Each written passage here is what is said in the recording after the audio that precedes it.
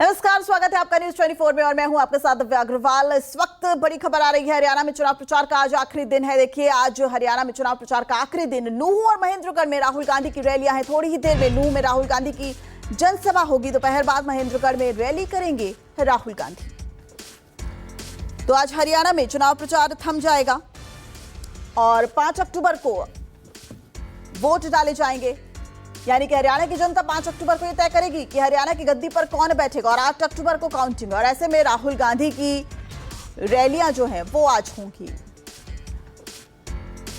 और इस वक्त इस पूरी खबर पर हमारे वरिष्ठ सहयोगी संजीव त्रिवेदी हमारे साथ जुड़ गए हैं। संजीव, सीधा आपसे जानना चाहूंगी क्या माहौल है वहां पर। और आज हरियाणा में शाम को चुनाव प्रचार पूरी तरह से थम जाएगा, तो आज राहुल गांधी अपनी जनसभा में, अपने संबोधन में क्या कुछ बयां कर सकते हैं? देखिए, आखिरी दिन और यूँ कह लीजिए कि एक आखिरी शो। यहाँ इस वक्त मैं महेंद्रगढ़ में हूँ और ये इलाका है अहिरवार का। इसके पहले राहुल गांधी को मेवात में होना है और मेवात जहाँ पर कांग्रेस की अपनी पकड़ हमेशा से मजबूत रहती है, लेकिन जहां कमज़ोर रहती है वो इलाका अहिरवार का है। और यहां कुल 11 सीटें जो मानी जाती हैं, उसमें से साल 2014 में तो आपको बताएं दिव्या, सारी की सारी सीटें भारतीय जनता पार्टी के पास चली गई थी और सरकार जो बनी थी उसमें अहम भूमिका अहिरवार की थी। साल 2019 में भी 9 सीटें गई थी भारतीय जनता पार्टी को। तो इस बार ऐसा क्या है जो पैटर्न बदल जाएगा, कांग्रेस कैसे मजबूत होगी और क्या सिर्फ एक सभा भर से हो जाएगी? रवि जी, आप इस इलाके से आते हैं, ये बताइए कि क्या ऐसा खास इस बार कांग्रेस करने जा रही है कि अहिरवार में उसका जोर ज्यादा रहे? इसमें क्या, जो पहले की सरकार में यहाँ डेवलपमेंट हुआ था, जो सेंट्रल यूनिवर्सिटी दी गई थी, उससे आगे यहाँ काम ही नहीं बढ़ रहा है। पिछले 10 साल में यहाँ कोई नई यूनिवर्सिटी नहीं खुली, ना कोई कॉलेज खुला नया।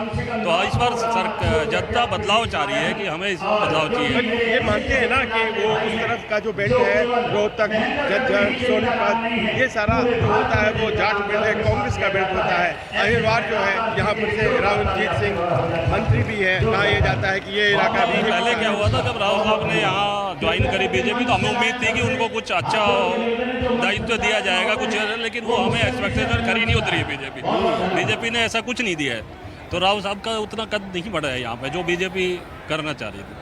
आपको क्या लगता है मैडम, क्या वजह हो सकती है जिस कारण से आपको लगता है कांग्रेस मजबूत हो जाएगी इस इलाके में? देखिए, इस इलाके में कांग्रेस बहुत मजबूत है। इस बार हम यहाँ से पूरी की पूरी सीट निकाल के कांग्रेस की देंगे। ये सच्चाई है कि यहाँ महेंद्रगढ़ में और आसपास में हीरवाल में भाजपा ने कोई कार्य नहीं किया। धरातल पर एक भी कार्य नहीं हुआ। एक कॉलेज, एक स्कूल, एक यूनिवर्सिटी, एक भी नहीं आई यहाँ पे। पर ये कह रही है ऐसी बात, लेकिन बेटी बचाओ बेटी पढ़ाओ ये योजनाएं इस तरह की, तो वो ये तो सब झूठी योजनाएं हैं। भारतीय जनता पार्टी की योजनाएं हैं ना? बिल्कुल झूठी योजनाएं हैं। धरातल पर कोई काम नहीं हुआ। इसमें जितने बलात्कार हो रहे हैं भाजपा की सरकार में हो रहे हैं, पहले कोई भी ऐसे हमें घटना नहीं सुनी थी जितनी आप सुन रहे हैं लड़कियों के बारे में। आप इस तरफ आइए, आपको क्या लगता है, आप किस गांव से आई हैं? मैं माधवगढ़ गांव से आई हूँ। माधवगढ़ में क्या माहौल है, क्या लोगों को लग रहा है? माधवगढ़ गांव में बहुत अच्छा माहौल है। लोगों को लग रहा है कि इस बीजेपी सरकार से हम परेशान हो चुके हैं। इस सरकार से हर वर्ग परेशान है। युवा परेशान है, पहलवान परेशान है, सरपंच परेशान है, आंगनबाड़ी वर्कर, आशा वर्कर, जो भी है ना, मतलब हर तबका परेशान है इससे। तो ऐसी क्या बात होगी कि आंगनबाड़ी भी परेशान हो गई, आशा वर्कर भी परेशान क्योंकि हो गई? बीजेपी तो सरकार ने के पैसे मिलते हैं उनको। बीजेपी सरकार ने किसी की सुनी ही नहीं। क्या पैसे मिलते हैं? उनका मानदेय देखो, उनका काम देखो, उनके ऊपर महंगाई की मार देखो, उनके पास है क्या? तो वो हर तरह से परेशान है।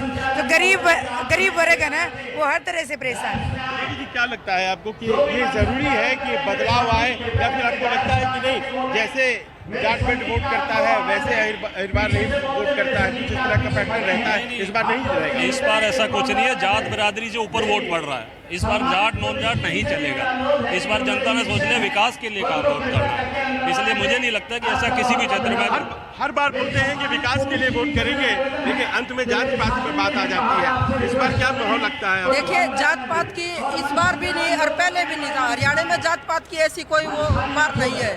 ये कृषि प्रधान देश हरियाणा है। यहाँ सब छोटे छोटे जाट जमींदार और किसान का ही काम है यहाँ पे। हीरो का भी जाटों का भी भाईचारा इतना अच्छा है कि यहाँ जात पात की कोई बात ही नहीं है। चलिए, तो ये कहना है यहाँ दिव्या लोगों का कि इस बार ये जो इलाका वैसे तो मान लीजिए पहले रहता था बीजेपी के समर्थन में, लेकिन यहाँ पर बदलाव की आंधी है।